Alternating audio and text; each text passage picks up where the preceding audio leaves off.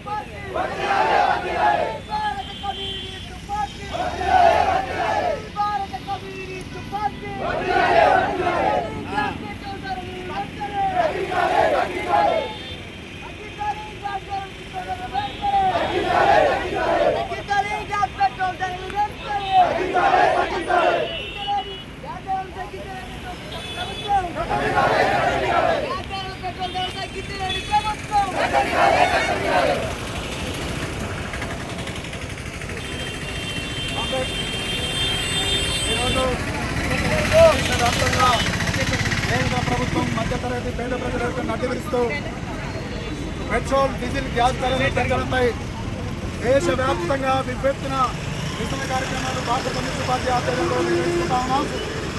ఈరోజు ఐట్నర్ మండల కేంద్రంలో బీజేపీ పార్టీ ఐట్నర్ మండల సహాయ కార్యదర్శి కన్న సుజాత ఆధ్వర్యంలో కార్యక్రమాన్ని నిర్వహిస్తూ నిరసన కార్యక్రమాన్ని చేపడతా ఉన్నాం. ఈ కార్యక్రమానికి నాతో పాటు పాల్గొంటున్న ఎన్ఎఫ్ఐడబ్ల్యూ మండల కార్యదర్శి వనిత, అలాగే ఏఐటీసీ అధ్యక్ష కార్యదర్శులు నాగరాజు, శేఖర్, అలాగే హైకోర్టు కాలనీ డివిజన్ అధ్యక్షులు చంది వెంకట్, అలాగే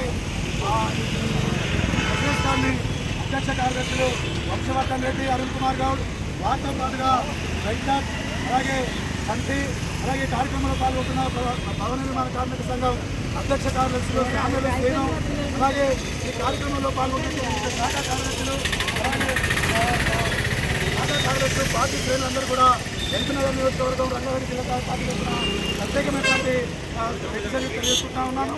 వాస్తవంగా నరేంద్ర మోడీ గత 5-6 నెలలుగా ఏదైతే పెత్తందారీ కోసం జరుగుతున్న ఇరాన్ యుద్ధం పైన ఇరాన్ అనుసరిస్తున్న విధానాలకు వారికి సంఘీభావం చెప్పకుండా పెత్తందారీ ప్రభుత్వం అమెరికాలో, అలాగే ఇజ్రాయెల్ ప్రభుత్వంతో కార్పొరేట్ ఆదాని ఏదైతే అమెరికాలో తనపై కేసు ఉన్నవాడో ఆ కేసును రద్దు చేసుకునే విధంగా రద్దుపై ఈ కేంద్ర ప్రభుత్వం నరేంద్ర మోడీ సర్కార్ ఈరోజు పరిపాలన చేస్తూ ఉన్నారు. 5 రాష్ట్రాల ఎలక్షన్లు ముగిసిన వెంటనే మేము భారత కమ్యూనిస్ట్ పార్టీగా ముందు నుంచి హెచ్చరిస్తున్నాం. ప్రజల్ని అందరూ ఏకమై ఈ ప్రభుత్వాన్ని బుద్ధి చెప్పాలి. ఈ ప్రభుత్వానికి ధరల మీద పేద ప్రజల మీద పాలించే హక్కు లేకుండా పోయింది. ఓన్లీ కార్పొరేట్ శక్తులకు మాత్రమే ఈ హక్కు, వాళ్ళకు మాత్రమే పరిపాలన అందిస్తున్న నరేంద్ర మోడీని నిరసించాలని ఈ గతంలో అనేక సార్లు పర్యాయాలు ప్రజలను హెచ్చరిస్తూ ఉన్నాం. అనుకున్నట్టుగానే దాదాపు ఎలక్షన్ 5 రాష్ట్రాల్లో ఎలక్షన్ జరిగిన తర్వాత 25 రోజులు గడవడానికి ఆల్రెడీ ఈరోజు డీజిల్ పైన ₹3.90, అలాగే గ్యాస్ పైన ₹1000 సిలిండర్ ధర పెంచడం అనేది జరిగింది. ఈ పెంచిన నిత్యావసరం ఓట్లు పెట్టుకుంటూనే ఉంటుందా? సామాన్యులు ఏం భారం పడదా అంటే తలకాయ మీద మెడకాయ కూడా ఎప్పుడైనా ఆలోచిస్తారు. ప్రతిరోజు ప్రతి నిత్యం లక్షలాది టన్నుల ఆహార ఉత్పత్తులు కానీ, కూరగాయలు కానీ, వంట సరుకులు కానీ, ఇతరత్ర ఇండస్ట్రియల్ సంబంధించి కానీ అన్ని సరఫరా రవాణా మీదనే ఆధారపడి ఉన్నాయి. ఆ రవాణా ద్వారా పెట్రోల్ డీజిల్ పెట్రోల్ ధర ఆ రవాణా వ్యవస్థ ఖర్చులు వాళ్ళు పెంచుతారు. దాని ద్వారా నిత్యావసర వస్తువులు పాలు ఈరోజు 26-27 ఏదైతే పాలన ఉంటుందో ఆ రవాణా ఖర్చులు కూడా కలిపితే మన పైన భారం పడుతుంది. అంటే ఓన్లీ నరేంద్ర మోడీ సర్కార్ ఈ దేశంలో ఉన్నటువంటి 140 కోట్ల పైసలు జనాభా పరిపాలన చేయట్లేదు. ఓన్లీ 1% ఉన్నటువంటి, ఓన్లీ 10 లక్షల 1% ఉన్న